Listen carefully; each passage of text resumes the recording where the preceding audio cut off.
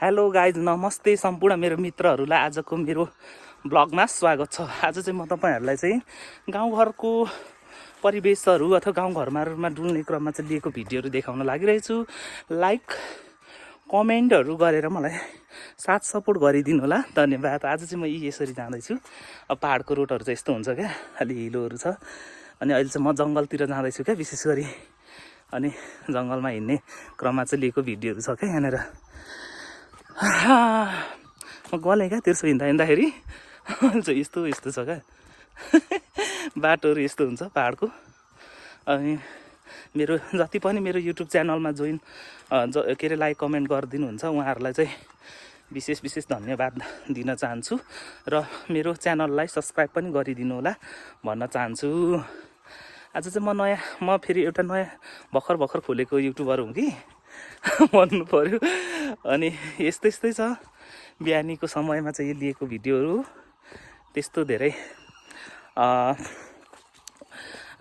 मैले चाहिँ अब कन्टेन्टहरू बनाएको छुइनँ होइन, भर्खर हो। अब सानो मिनी भिडियोहरू त आउनु त, सर्ट भिडियोहरू आउँछ। तर पनि अब चाहिँ म पनि ब्लगै सुरु गर्छु भन्छु। फेरि फेसबुक र युट्युबमा अलिकति डिफ्रेन्स हुँदो रहेछ।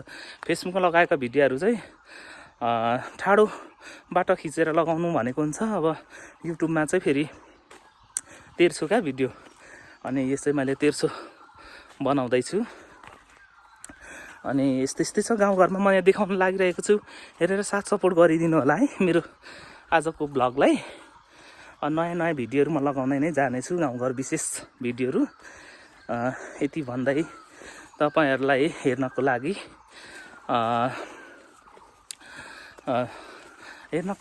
अनुरोध गरिदिनु होला, इन्जोय लिइदिनु होला भन्न चाहन्छु। धन्यवाद।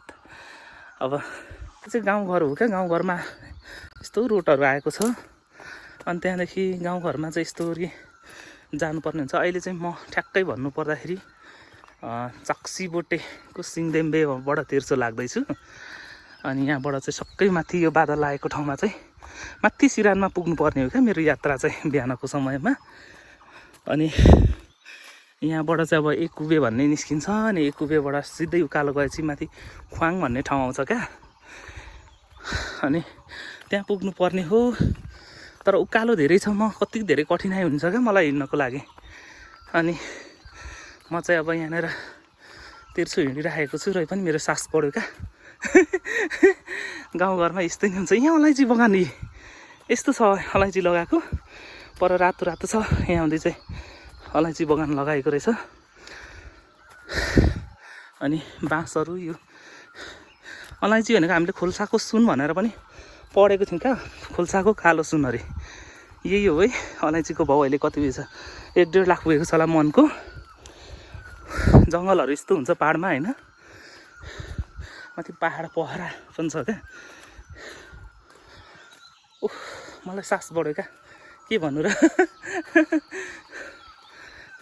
सेलु फलेको पनि रहेछ क्या यहाँनिर, बोट यस्तो हुन्छ। यो चाहिँ एउटा मात्र छ, झ्याम्मै पनि हुन्छ क्या टन्नै। जङ्गलको बाटो, म एक्लै छु। बाघ भालु आउँछ भन्ने डर पनि लाग्छ क्या मलाई। अलैँचीहरू टन्नै छ।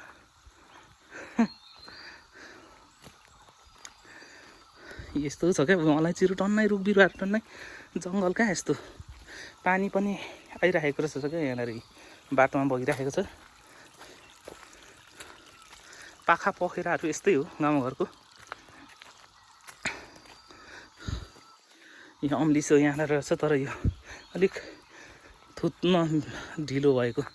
म अलैँची बारी हेरौँ त।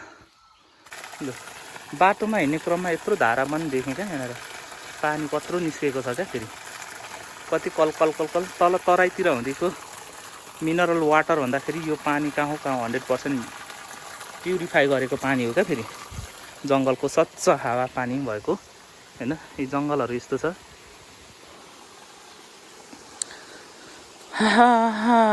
पानी बगिरहेको छ होइन। मलाई गाउँघरै चाहिँ एकदम रमाइलो लाग्छ क्या, छुट्टै। हेरौँ, यो चाहिँ उन्नत जातको यो उदै कहाँबाट ल्याएर रोपेको बिरुवाहरू है। यत्रो ठुल्ठुलो छिटो बढ्छ अरे क्या यो, अनि रोप्छन् गाउँघरमा नि हुँदो रहेछ। बाटोघाटोहरू यस्तो छ गाउँघरमा चाहिँ।